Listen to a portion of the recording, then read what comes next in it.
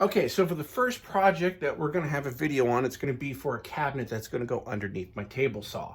Right now I got some really old MDF just thrown together things that I want to take off the...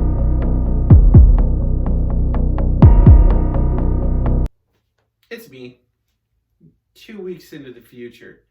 I'm just going to go ahead and shut that old Jesse off. The Jesse with the bright eyes and the Jesse that thought he was going to make just the most awesome build video ever. Now, project. It's a little bit different than I had planned, but I like it better. I actually really like the way that it turned out. From a distance, it's perfect. Up close, there's going to be errors, but that's no different than anyone else doing woodwork. The whole point is to minimize the errors, and then when you do find the errors, fix them or make them to where no one else sees them but you. That's not why this video is different than how it turned out originally. In fact, this video is kind of like the Tropic Thunder of build videos. I'm the dude describing the dude who messed up this build video.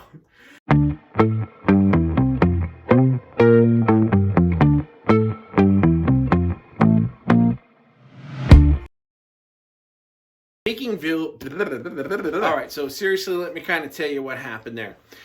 What I was trying to do is I wanted to build a cabinet for underneath my table saw so I could get rid of all the ugly old things that I had in my first build video.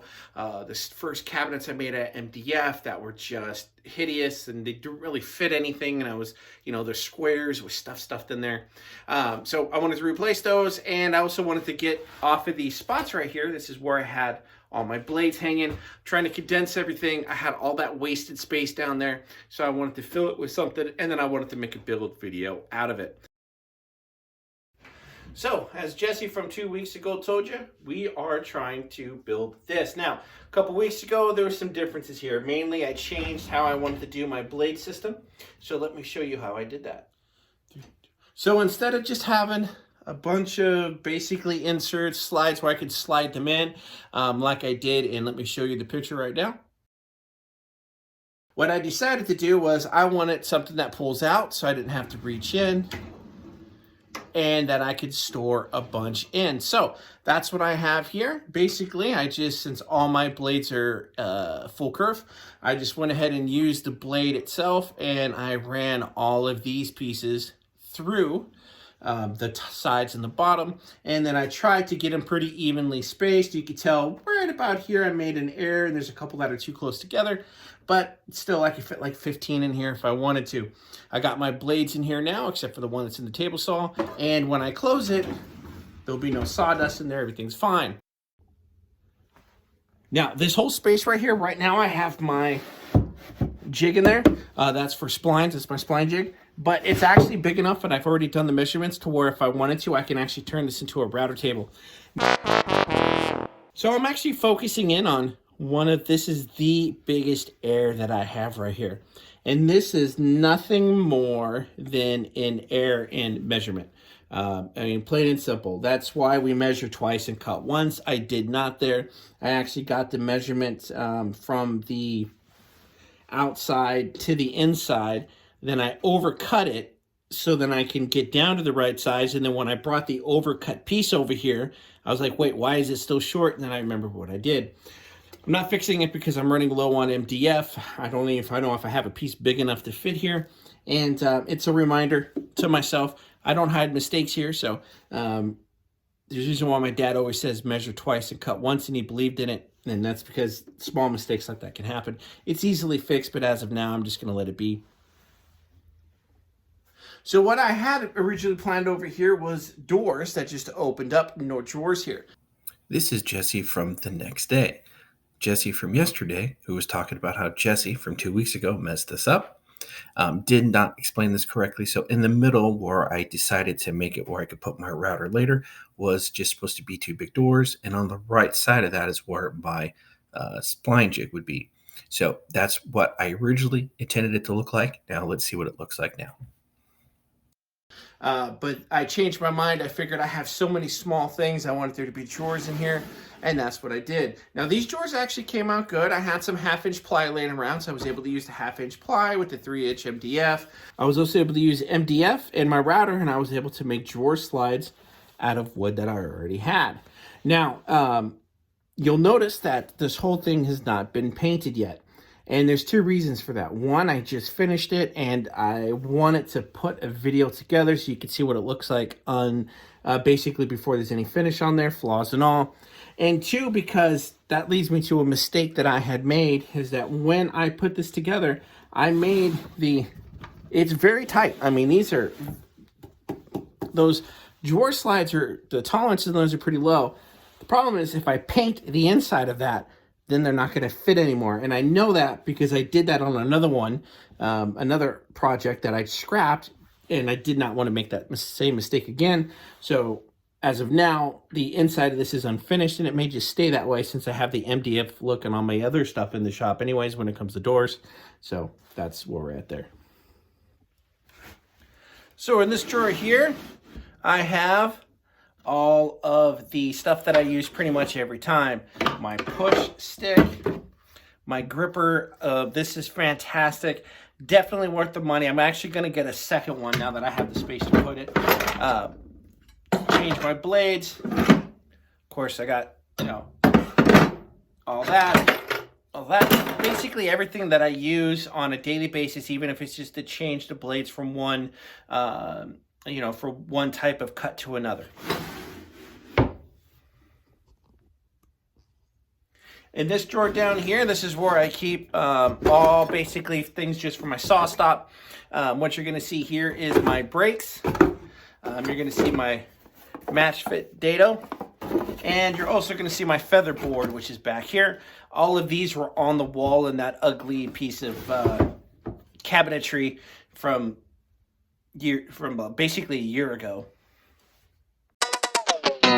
All right, so both of the bottom drawers, I decided I was going to use a Euro style hinge. So those basically are undermount. Now, you're going to tell when I open this that this top drawer opens just a little bit. That's another error that I had made in the building process, is that when I determined how much space I needed, is that I did not take a nub off for the gap. So they're tight, and they're too tight. So make sure that when I can open this one just fine, but when I open this one, every time that one opens just a little bit, that's a sign that it's too tight. But by the time I built these things, it'd take me probably half of my lifetime to sand it down, and I didn't want to run it through the table saw with the brad nails in there, especially since it's a saw stop. So for me, I'm going to go ahead and let it be a hassle for a while. One of these days I'll fix it, but for now, it works fine. And in this drawer here, I got everything that I need to make box joints. I got my extra clearance plate, I got my dado stack, and I have my Incra box jig with the extra piece. And then of course, this thing, which I should use and I don't, that is in there as well. Now, do you see what I see over here?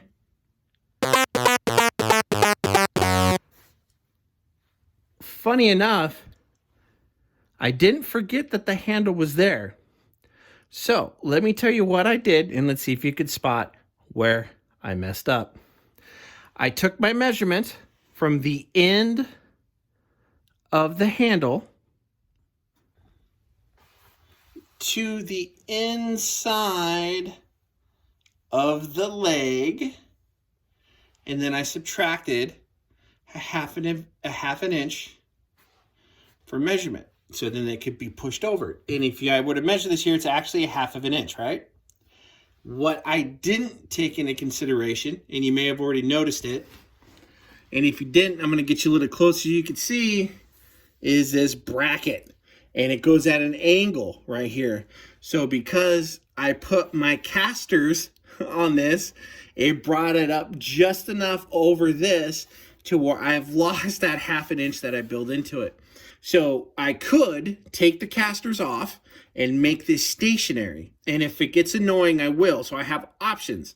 But for now, I'm going to leave it like this because it's just as easy to pull it out and get underneath there completely without having to worry about any kind of space whatsoever. But if you are going to do this, make sure you basically make a story stick. Have a stick as high as you want it, and then put it where you want it to end, and make sure it doesn't hit anything on the way, because most table saws with an extra table are going to have that. So there is wheels on this, so I can pull it in and out. Now, I left the MDF top on there because then I could take my router. I can go ahead and just route in, because this is 3/4 inch. I could route in for the plate. I could screw the plate in, glue it in, however I'm going to do it. And then I could actually put my router table here if I ever needed to consolidate space. And that's the other reason why I haven't painted yet, is because I'm not going to paint the top because I want it to be completely flat. And I may be putting T-track in there. I'll decide that in the future. All right, as we continue my carousel of blunders here, you're going to see this spot right here. Now, this piece came completely off. Another tip, if you're like me and you work alone and I'm not really in a position with anyone in my house to have them help me come lift heavy things, when you do assembly, be strategic about it. Think about, okay, where is this thing going to be its heaviest, when it's going to be its heaviest, and make sure that you're in a position where you're not doing what I did, which was try to take this thing off of my table saw down onto the floor. So after I put the casters on there, and then I end up dropping it, chipping off a big piece here. If I were to finish this, sand it down, basically I use the same trick that you can find pretty much anywhere. You use super glue or CA glue. You put the thin in there first, you spray it, you put the thick in there first, you spray it, then you put the thin to fill in the gap, spray it, sand it down, and then if you do a little bit of sawdust in there with it, you won't even know that it's there. So, lessons I have learned, the Dowmax did what it said it was due. This is the first time I was able to make a batch of drawers in a day, and I don't have video on that because I basically forgot to press record on most of it. I pressed record, but I didn't. Happened was there's video of me setting up the shots, and then that's it. And then because I thought I turned it off. So yeah, when it comes to that, I have plans on painting it black and red. I did find the exact same color red for the SawStop logo in black, so I want to make it look really cool, but I just don't have the patience to do that now because I need to work on my next project, which is getting rid of this pegboard, kinda. And that one I'm really excited about. That's what we're going to do next. In fact, I might start working on that tonight. On behalf of Jesse now and that bright-eyed and bushy-tailed Jesse from 2 weeks ago, we both want to thank you so much for taking your time to watch this video today. If you like my content, please make sure you like the video, subscribe to my page. You can also find me on Instagram where all the real chicanery goes on, and Facebook. Both will be linked in the description. Once again, this is Generations Woodcraft. Small shop, big ideas, lots of mistakes, whole lot of fun. Stick around. Hope to see you next time.